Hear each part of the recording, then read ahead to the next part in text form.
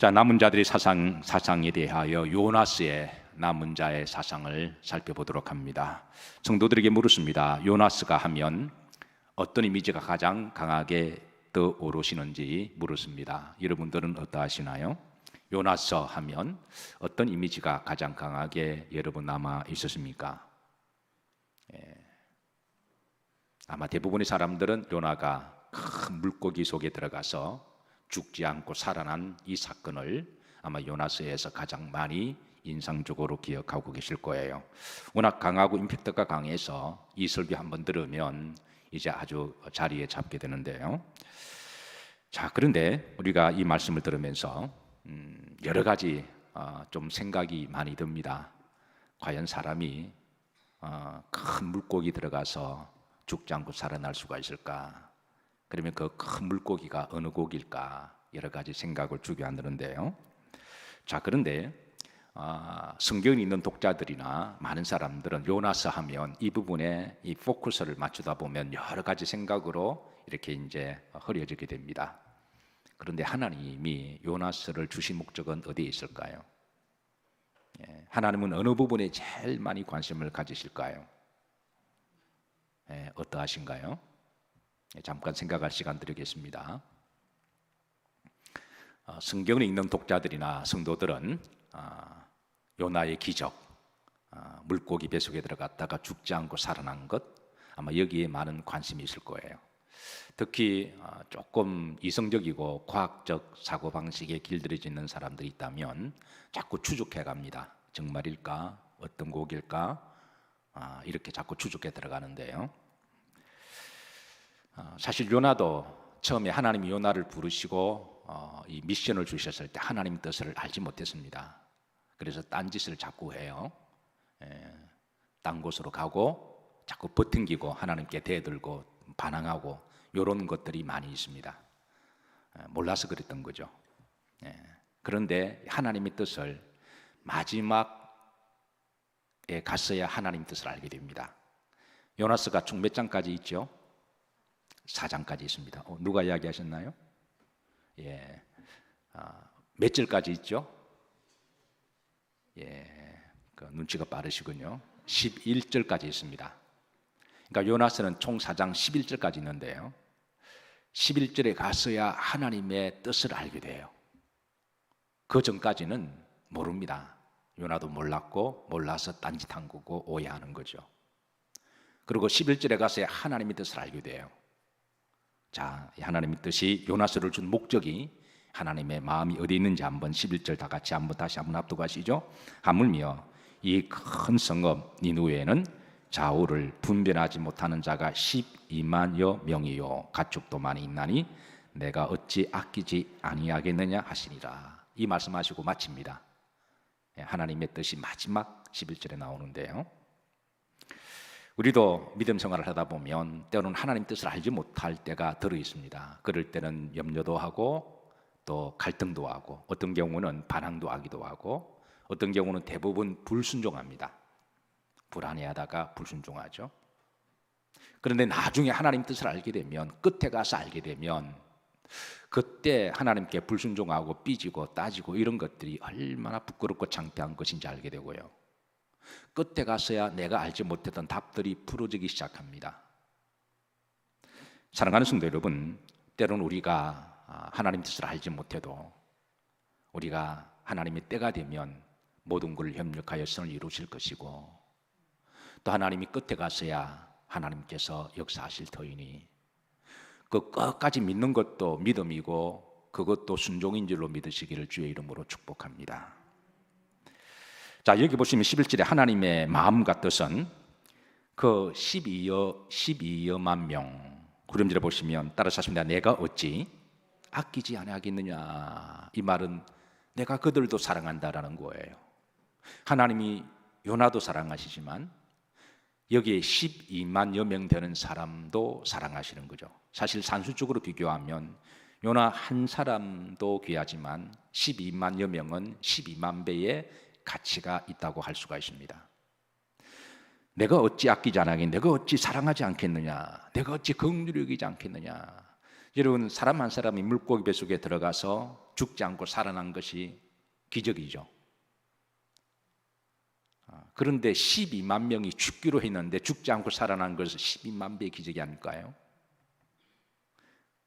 물론 요나의 기적도 우리가 놀라운 일이지만 우리가 너무 거기에 삘이 꽂히지 말고 오늘 하나님의 이 뜻을 우리가 분별한다면 우리가 하나님의 뜻을 우리가 더 알아가시는 믿음의 성도님 되시기를 주의 이름으로 축복합니다.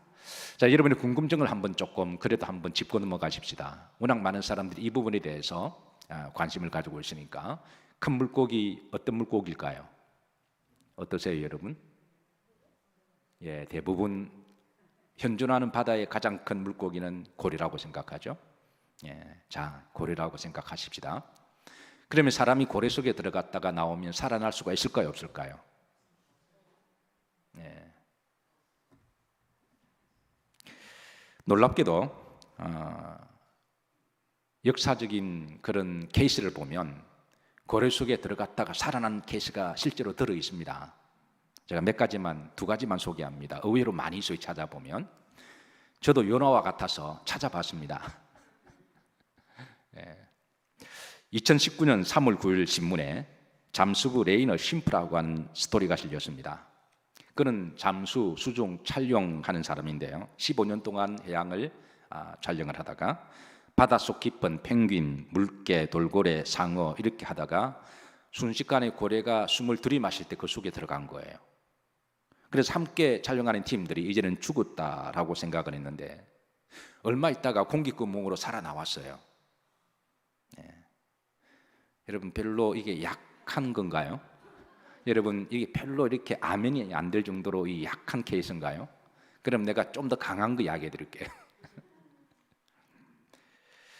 1981년 2월에 있었습니다. 제임스 바틀리라고 하는 사람이 있었는데요. 그는 이제 고래를 사냥하는 사람이어서 여러 팀을 이루어서 이 항유고래라고 이렇게 뭐 큰 고래, 집채만한 그런 고래인데요. 그래서 그 고래를 잡기 위해서 여러 이렇게 어부들이 하다가 이 사람이 항유고래에 그 삼킴을 당했습니다. 이제 함께 고래 잡아야 하던 사람들은 죽었다고 생각하고 그래서 그래도 그 고래는 잡아야 되니까 그래서 그 고래를 잡았습니다. 그리고 잡고 이제 배에 끌어올리고 데리고 와서 그래서 그런 기간이 15시간이 지났어요. 그러니까 사람이 이 고래 속에 15시간 있으면 죽을까요, 살까요?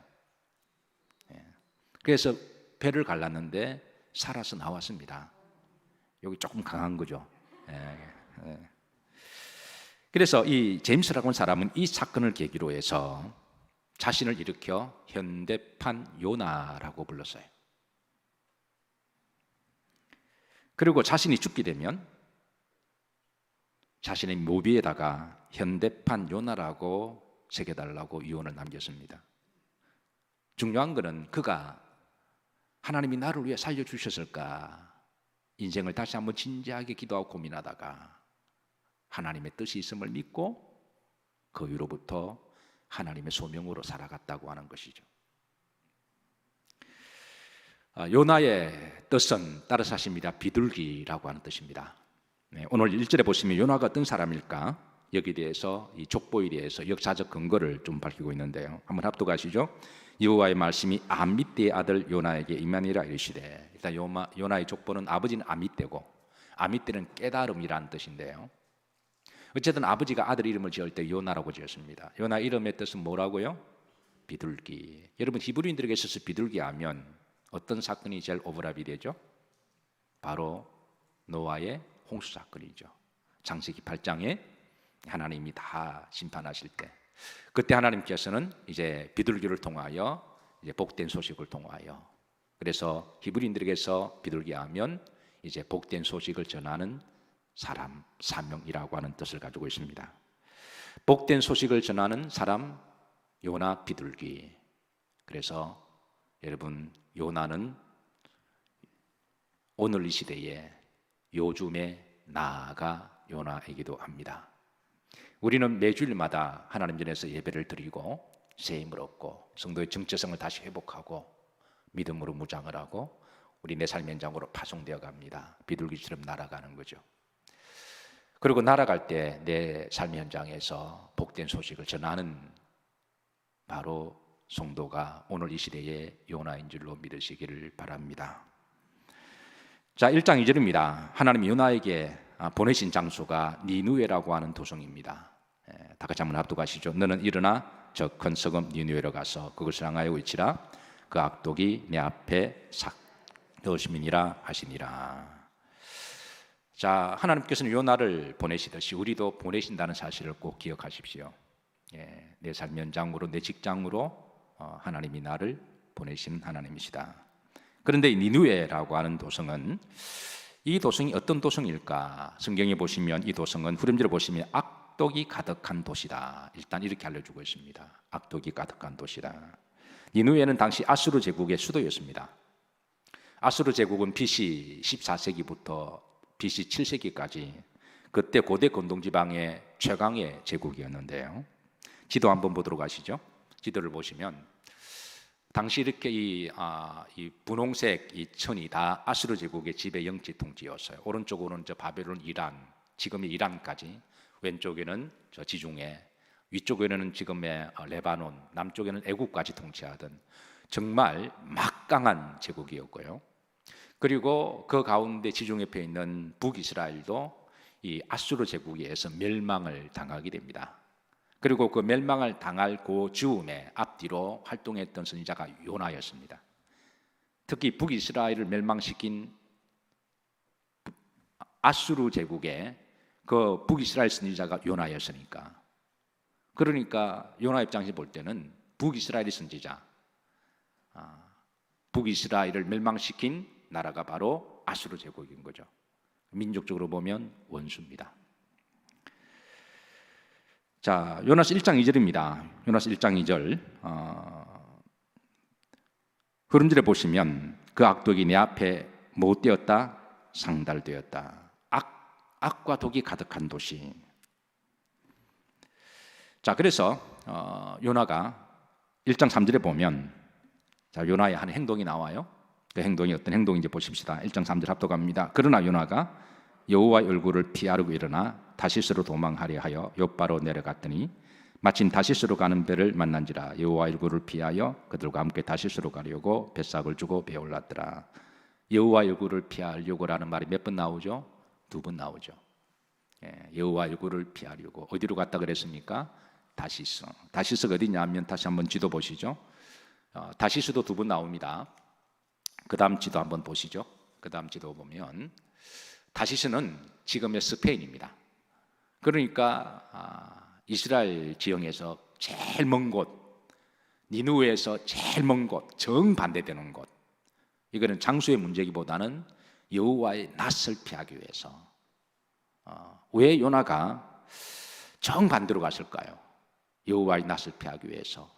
여기는 2가지 이유가 있습니다. 첫 번째는 저 아수르 제국은 원수와 같은 나라입니다. 북이스라엘을 멸망시켜서 나라를 식민지 삼은 원수 같은 나라인데, 하나님이 그 나라를 심판하셔도 속이 덜 풀리는데, 그래서 그 나라에 가서 복음을 전하 그러니까 이거는 도저히 이거는 용납할 수가 없었던 거죠. 어떻게 원수의 나라에, 저 우상숭배의 나라, 악과 독이 가득한 나라, 어떻게 그런 나라에 가서 복음을 전하라고 하실까? 2 번째는 하나님의 뜻을 아직 알지 못했기 때문에 그렇습니다. 그래서 이 요나가 정반대로 가게 되는 거죠. 자, 그런데 나중에 가서야 이제 하나님은 요나를 보내신 뜻을 드러내십니다. 그리고 요나서가 마치게 되는데요. 그게 4장 11절입니다. 자, 다시 한번 합독하시죠. 하물며 이 큰 성읍 니느웨는 좌우를 분별하지 못하는 자가 12만여 명이요 가축도 많이 있나니 내가 어찌 아끼지 아니하겠느냐. 악과 독이 가득한 나라고 사람들이지만 그래도 그 생명을 하나님은 뭐 하신다? 아낀다, 사랑하신다, 긍휼히 여기신다. 이게 하나님의 마음입니다. 비록 나쁜 사람이지만 하나님은 아끼시고 사랑하신다라는 거예요. 그리고 또 하나는 중반절입니다. 좌우를 뭐 하지 못하는 자가, 분별하지 못하는 자가. 그러니까 니느웨에 이 악과 독이 가득한 사람도 지금 분별하지 못해서 거짓하지, 만약에 분별을 하게 되면, 만약에 하나님이 살아계심을 알고 그리고 영적으로 분별하게 되면 그들도 하나님께 돌아올 수 있다고 하는 그런 하나님의 마음을 담고 있는 거죠. 즉 하나님은 요나에게 주신 말씀이 이어지는 이렇습니다. 하나님의 원뜻은 비록 저들이 악과 독이 나쁜 나라고 그렇지만 저들이 아직까지 하나님의 뜻을 제대로 듣지 못했고 분별하지 못했으니 너가 가서 마지막으로 하나님의 뜻을 전하고 분별하게 되면 그들이 혹 돌아와서 믿음으로 남은 자가 되지 않겠느냐. 그러면 그 12만여 명 되는 사람을 하나님이 내가 다시 살리시겠다라고 하는 것이 바로 요나의 목적입니다. 그러니까 요나의 목적이 물고기 뱃속에 들어가서 죽었다 살아난 그 부분은 그건 사실은 부차적인 이야기죠. 어쨌든 요나는 이 하나님의 뜻을 알지 못하고 그는 이제 하나님의 정반대쪽으로 불순종하고 딴짓합니다. 이 가만히 보면 성도들이 이 딴짓할 때 보면 하나님 뜻을 알지 못할 때 그럴 때가 많은 것 같아요. 사람이 나빠서가 아니라, 사람이 악과 독이 가득해서가 아니라 하나님 뜻을 알지 못하면 그게 불순종하는 것을 보게 됩니다. 그래서 우리는 때로는 기도할 때 하나님의 뜻을 알기를 기도해야 될 줄로 믿습니다. 하나님 뜻을 우리가 알면, 자, 요나서 3장 1절입니다. 합독합니다. 여호와의 말씀이 두 번째로 요나에게 임하니라 이르시되, 두 번째로 이제 물고기 뱃속에서 하나님 앞에 서원하죠. 이왕 죽은 목숨 하나님 살려주시면 제가 순종하겠습니다. 그리고 하나님은 다시 요나에게 말씀을 주십니다. 자, 3장 2절입니다. 하나님이 가서 전하라고 말씀이 이렇습니다. 3장 2절 다 같이 합독하십니다. 일어나 저 큰 성읍 니느웨로 가서 내가 내게 명한 바를 그들에게 선포하라 하신지라. 3절입니다. 요나가 여호와의 말씀대로 일어나서 니느웨로 가니라. 니느웨는 사흘 동안 길을 걸을 만큼 하나님 앞에 큰 성읍이었더라. 며칠 동안? 사흘 동안. 그러니까 다른 니느웨 성읍은 3일 동안 걸을 만큼 큰 성읍이니까 3일 동안 열심히 가서 복음을 전하라고 하는 것이죠. 자, 그런데 요나가 가서 며칠 동안 자 전도했는지 한번 보십시다. 3장 4절입니다. 합독합니다. 요나가 그 성읍에 들어가서 하루 동안 다니며 외쳐 이르되 40일이 지나면 니느웨가 무너지리라 했더니, 그러니까 사흘 동안 다니면서 속속이 복음을 전해야 되는데 얼마 동안? 하루 동안 전한 거예요. 하루 동안. 그리고 요나가 뭐라고 외치는지 3장 4절 후렴지를 보시면, 자 외쳐 이르되 얼마 지나면? 40일이 지나면 니느웨가 무너지리라 하였더니, 40일이 지나면 무너지리라. 자, 원래 요나가 어떻게 해야 되는지 하나님이 주신 디렉션은 이렇습니다. 첫 번째는 하나님께 받은 말씀의 요약은 첫 번째 1장 2절에 보면 니느웨 악과 독이 내게 상달되었다. 두 번째 말씀은 요나서 4장 11절에 보면 이제 좌우를 분별하지 못하는 자가 12만여 명이라고 나중에 알려주시죠. 그러고 나서 어쨌든 이제 사흘 동안 가서 복음을 전하라고 그러십니다.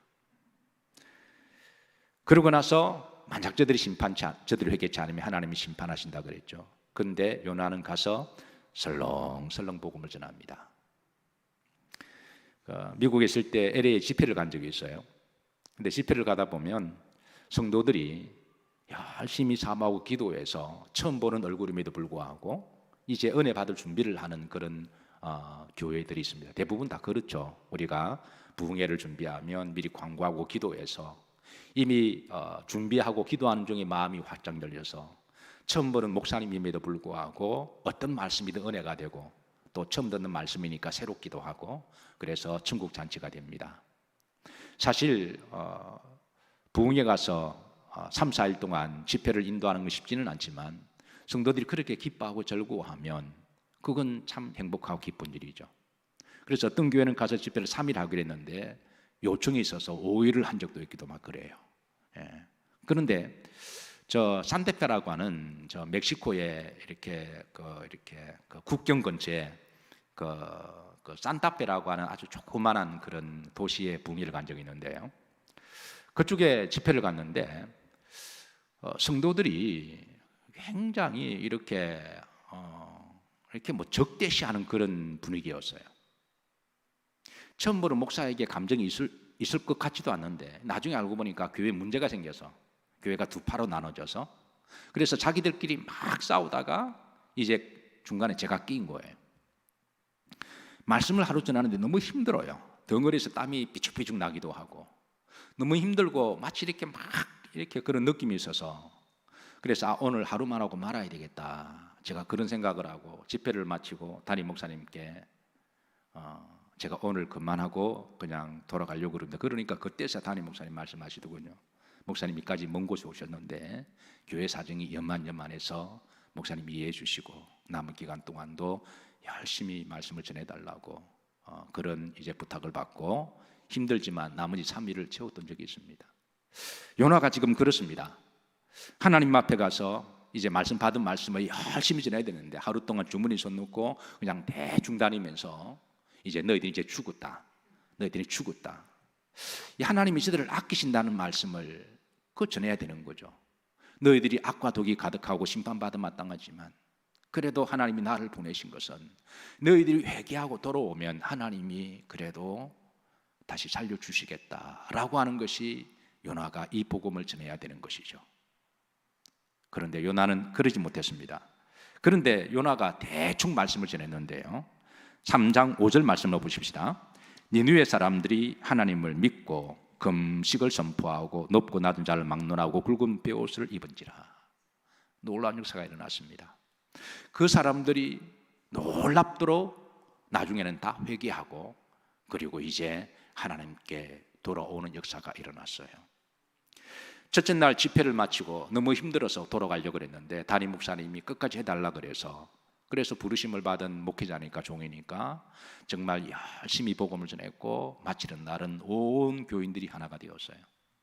집회를 마치고 양쪽 갈라진 교인들이 서로 춤을 추고 저도 안수기도 축복기도 하고 그렇게 해서 교회가 쪼개질 위기가 하나가 되었는데요.